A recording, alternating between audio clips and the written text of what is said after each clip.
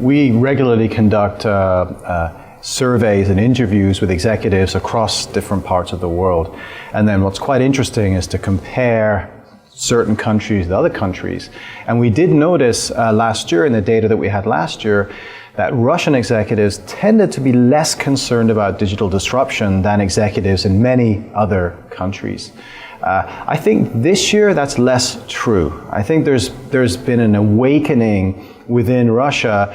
The executives are certainly more interested and probably more concerned about digital disruption than they were even 1 year ago. And our sense from the data is that the biggest challenge, the biggest issue for executives here in Russia at the moment is how to transform. They understand that the need to transform, they see the disruption, they see the threats and the opportunities, but they're still struggling to figure out what to do and how to do it.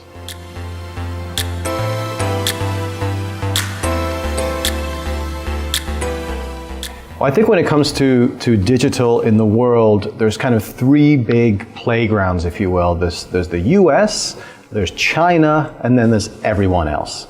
So, there's big players, big giants like Google, Facebook, Amazon, people like that are dominating in the US. And then you've got the Chinese giants like Baidu, like Tencent, like Alibaba and JD dominating that country. And as they're becoming dominant in those places, they're starting to look elsewhere for growth. So there's these new battlegrounds. Europe is one of them, Southeast Asia is another one, and India is a third one. Interestingly enough, when we look at the Russian market, it's one of the few global markets where local companies have managed to stave off or protect themselves against the giants from the US and China. So you have in Russia still some relatively strong local players. Now, how long that will continue is to be seen, but for the moment, that's the case.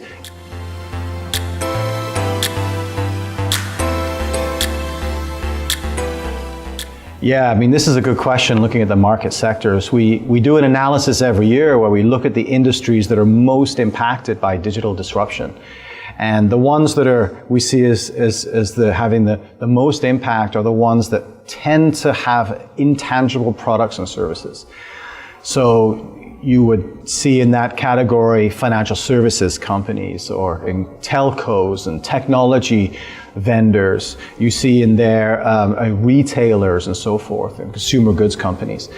They tend to be most impacted. But today we see all industries being impacted to some extent. When we have programs at IMD, I'm a business school professor, and we have regularly programs to look at digital transformation. And in the room, there's representatives from all different industries. If I would look back 2-3 years ago, it would be mostly those focal industries that are being impacted the most.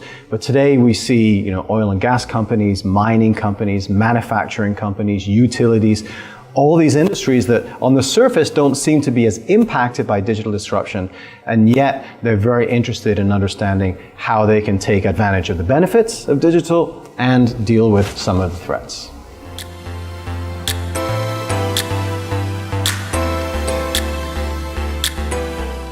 GDPR came in the 25th of May of this year, 2018. A lot of fanfare, a lot of interest, a lot of coverage, and a lot of confusion, because the truth is that nobody really understands the impact of it. There's some very strong potential penalties of it, 4% of global revenue in some cases. But until the regulators, and this is the European Union, until the regulators have actually penalized somebody, I think a lot of companies are sitting on the sidelines trying to figure out, what it really means. In the most part, I think it's generally good for consumers because it means that you, as a consumer, will have more control over information about you. So I think generally it's good for them, and it's generally bad for marketing and advertising companies because it restricts their ability to retarget, to use information about consumers in order to promote in the way that they used to.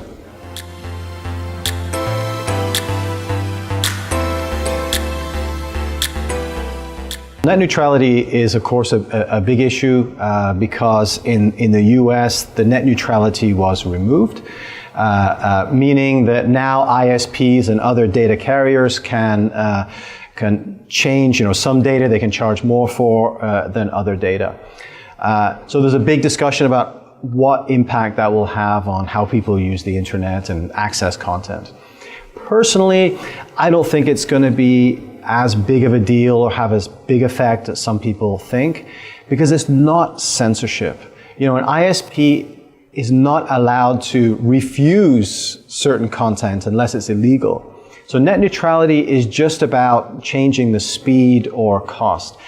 But ultimately, I think it's probably going to make it a little bit fairer, because if you have a service like YouTube or Netflix or Twitch, which is consuming huge amounts of bandwidth and is paying, essentially getting that for free or paying a very, very small amount, it's going to slow things down for everyone else. So even though I don't really like the idea of ISPs having control over data flows, I actually think it's probably ultimately a fairer system without net neutrality than having net neutrality.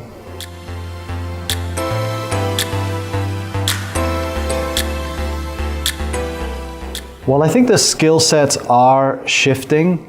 Traditional marketing skills are still important, but digital marketing skills are becoming so much more important.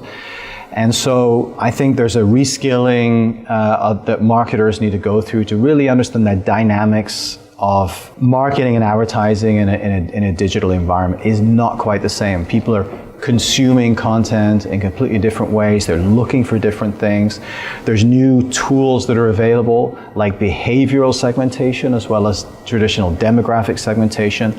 And all marketers should be able to fully understand these new trends. So now you asked the question about, does this change in different parts of the world? Yes, it does. Because the big media properties, the big digital giants are different in different parts of the world. If you go to China today and you're doing marketing, you not only have to have a digital strategy, you need to have a WeChat strategy. If you go into the US, you need to have an Amazon strategy, an Instagram strategy, a Facebook strategy.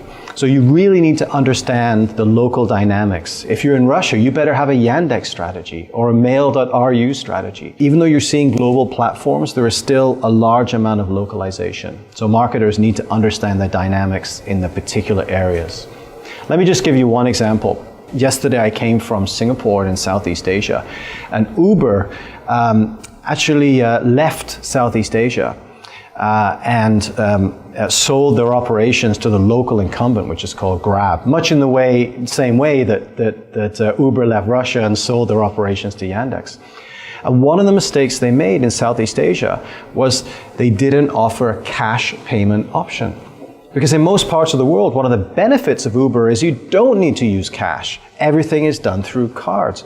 But in Southeast Asia, in Indonesia, in Malaysia, in Cambodia, very few people have cards. So because Uber failed to understand the local dynamics around cash payment options, they failed to grow as fast as local competitors like Grab or Gojek. So it is really important, I think, even today in an increasingly digital homogeneous world, for marketers to understand local market conditions.